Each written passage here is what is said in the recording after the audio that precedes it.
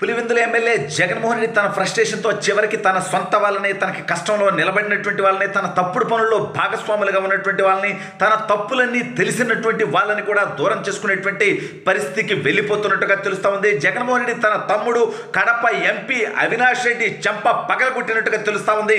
ఎందుకు జగన్మోహన్ రెడ్డి అవినాష్ రెడ్డి చెంప పగలగొట్టాడు, ఏం జరిగింది అనేది ఈ వీడియోలో వివరించబోయే ముందుగా ఇప్పటి వరకు మన ఛానల్ సబ్స్క్రైబ్ చేయని వాళ్ళు ఖచ్చితంగా సబ్స్క్రైబ్ చేయండి. ఇక విషయానికి వస్తే జగన్మోహన్ రెడ్డి పులివెందుల పర్యటనకి వెళ్ళాడు. ఎందుకంటే పులివెందుల ఎమ్మెల్యే కాబట్టి, అంతకుమించి ఇతనికి ప్రజలు ఇచ్చినటువంటి హోదా ఏమీ లేదు కాబట్టి. పులివెందులలో అయితే మెజారిటీ ఇచ్చి ఎమ్మెల్యేని చేశారులే కానీ రాష్ట్రంలో ప్రజలు మాత్రం తను చీకొట్టి మొహాన ఊసి ప్రతిపక్ష నేత హోదా కూడా లేకుండా చేశారు. అయినా సిగ్గు లేకుండా ప్రతిపక్ష నేత హోదా ఇవ్వండి చంద్రబాబు నాయుడు గారిని, అయ్యన్న పాత్రుడు గారిని చివరికి కోర్టుని అడుక్కు తింటూ ఉన్నటువంటి విషయం మనకు తెలుసు.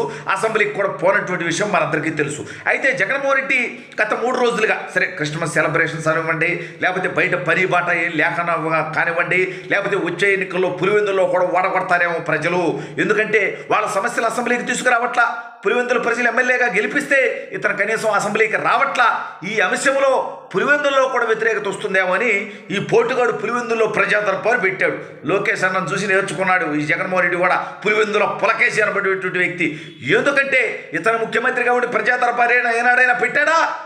లోకేష్ అన్న మాత్రం తెలుగుదేశం పార్టీ అధికారంలోకి రాగానే ప్రజాదర్బారు పెట్టి ప్రజల సమస్యలు విని వాటిని పరిష్కరిస్తున్నాడు. అందుకనే సరే రాష్ట్రం అంతా పెట్టడానికి నాకేటాగో దిక్కు లేదు, పులివెందుల్లో పెడతానంటూ బయలుదేరి పులివెందుల్లో ప్రజాదర్బారు పెడితే నిన్ను నమ్మి వందలాది కోట్ల రూపాయల ప్రాజెక్టులు చేశాము, పెట్టుబడులు పెట్టాము, కాంట్రాక్టులు చేశాము, ఆ డబ్బు రావట్లేదురా స్వామి.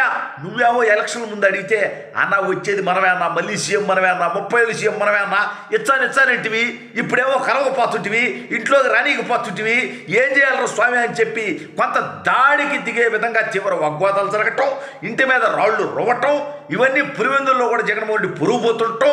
ఈ నేపథ్యంలో అవినాష్ రెడ్డిని లోపలికి పిలిచి అవినాష్ రెడ్డిపై తీవ్ర ఆగ్రహం వ్యక్తం చేస్తూ, ఏరా అవినాష్ ఇట్లాంటివి కూడా నువ్వు మేనేజ్ చేయలేవా, కనీసం వీళ్ళని నువ్వు ఆపలేవా, వాళ్ళని కన్విన్స్ చేయలేవా, పులివెందులో కూడా పురుగు పోగొడుతున్నావే నువ్వు అన్నట్టుగా ఆగ్రహం వ్యక్తం చేయడంతో అవినాష్ రెడ్డి ఎదురు తిరిగి నీ చండాల పరిపాలన, నీ నికృష్ట పరిపాలన, నీ అరాచక పరిపాలన, నీ చేతగాని పరిపాలన, నీ దుర్మార్గ పరిపాలన, నీ దోపిడీ పరిపాలన వల్ల ప్రజలు ఈ రకమైనటువంటి తీర్పిచ్చారు. నీకు చేతగాక నువ్వు చేసినటువంటి తప్పుడు పనికి నా మీద అరుస్తావేంది? ఆ రోజే నువ్వు వాళ్ళకి బిల్లులు ఇచ్చుంటే ఇవాళ వాళ్ళు అడిగేవాళ్ళ లేదు కదా.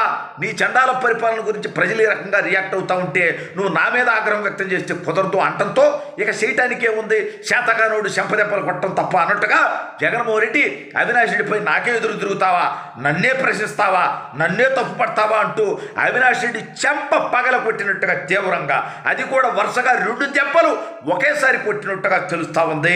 నువ్వు నా ముందు ఎదురు చెప్తావా, ఎదురు తిరుగుతావా అని. అయితే దీంతో అవినాష్ రెడ్డి అసలు ఈ పార్టీలో ఉండాలా, ఏదన్నా పార్టీకి మింగేయాలా? ఎందుకంటే గతంలో మీరందరూ కూడా ఒకసారి గుర్తు తెచ్చుకోండి, జగన్మోహన్ రెడ్డి సునీతారెడ్డి గారు అనా ఈ కేసు సిబిఐకి ఇద్దాము, ఎంక్వైరీ చేద్దాము, అవినాష్ రెడ్డి మీద నాకు అనుమానం ఉందంటే ఏమవుద్ది, ఇంకో కేసు అవుద్ది, అవినాష్ రెడ్డి బీజేపీలో జాయిన్ అవుతాడు అని చెప్పడం మనం గతంలోనే సునీతారెడ్డి గారు చెప్పడం మనం విన్నాం. కాబట్టి అవినాష్ రెడ్డికి పార్టీలు మారే ఉద్దేశం ఉంది. తనకు సమస్య వస్తే జగన్మోహన్ రెడ్డితే నడవాలనేటువంటి ఆలోచన ఏమీ లేదు. కేవలం ఆ పార్టీలో ఉంటే ఆ నియోజకవర్గంలో గెలవటానికి అనుకూలంగా ఉంటుందని ఉన్నాడు తప్ప జగన్మోహన్ రెడ్డి మీద పెద్ద ప్రేమే ఉంటుంది. పైగా జగన్మోహన్ రెడ్డి చెప్పాడని ఒక దారుణమైన క్రూరమైనటువంటి హత్య చేసి ఆ కేసులో ఎప్పుడు జైలుకు పోతాడో తెలియట్లా. జగన్మోహన్ రెడ్డి ముఖ్యమంత్రిగా ఉన్నప్పుడంటే అరెస్ట్ కాకుండా ఏదో ఒక విధంగా ఆపగలిగాడు. కానీ ఇప్పుడు ఆపేటువంటి శక్తి జగన్మోహన్ రెడ్డికి లేదు. జగన్ అడిగితే వినేటువంటి వాడు పైన సెంటర్లో లేడు. ఈ నేపథ్యంలో ఏ రోజు వివేకాన్ని వేసేసినటువంటి కేసులో లోపలికి పోతామా అని అవినాష్ రెడ్డి టెన్షన్ పడుతున్నాడు. అవినాష్ రెడ్డి గారు ఏమన్నా పతివ్రత అంటే ఈ దౌర్భాగ్యుడు తెలంగాణకు సంబంధించినటువంటి ఒక ట్రావెల్ ఏజెంట్ అతను ఏదో కారులు పంపిస్తే, ఒక 6 కార్లు రెంట్కు పంపిస్తే ఆ కార్లు 5 సంవత్సరాలు ఇవ్వకపోగా, అతనికి రెంట్ కట్టకపోగా కార్లు అడిగితే అతని మీద కేసు పెట్టి అతను చిత్రహింసలకు గురి చేసి అతను కొట్టినటువంటి ఘటన కూడా మనం చూసాం. ఈ పులివెందులలో నిజంగా జగన్మోహన్ రెడ్డి అండ్ వాళ్ళ కుటుంబ సభ్యులు, వాళ్ళ అనుచరుల వల్ల పులివెందులంటే రాష్ట్ర వ్యాప్తంగా కూడా ఒక చెడ్డ పేరు, ఒక నెగిటివ్. అంటే ఆ రోజుల్లో గుడివాడ నియోజకవర్గంలో కొడాలి నాని లుచ్చా పదే గెలుస్తుండటంతో ఇటువంటి నికృష్టుడిని గుడివాడ ప్రజలు గెలిపిస్తున్నారేంటి అని కొంత గుడివాడంటే ఒక ఏహ్యభావం వచ్చేటువంటి పరిస్థితి. ఇవాళ మళ్ళీ ఆలోచన నుంచి బయటపడ్డారు. ఎందుకంటే దాదాపు 50,000 మెజారిటీతో వెనుగండ్ల రాము గారిని గెలిపించి కొడాలి నానిని ఓడగొట్టిన తర్వాత గుడివాడ దమ్ము చూపించారనిపించింది. పులివెందుల మీద కూడా కొంత ఇప్పుడు అంటే ఈ తప్పుడు విధవని ఎందుకు సపోర్ట్ చేస్తున్నారు, ఈ అరాచక విధవని ఎందుకు సపోర్ట్ చేస్తున్నారు, భయభ్రాంతులకు గురి చేశా, బెదిరించా అనేటువంటి ఆలోచన రాష్ట్ర వ్యాప్తంగా ఉంది.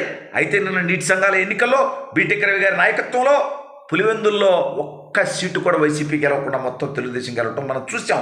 అంటే స్వేచ్ఛగా ఎన్నికలు జరిగితే ప్రజలే నిర్ణయం తీసుకుంటే పులివెందుల్లో కూడా జగన్ని ఓడగొడతారు.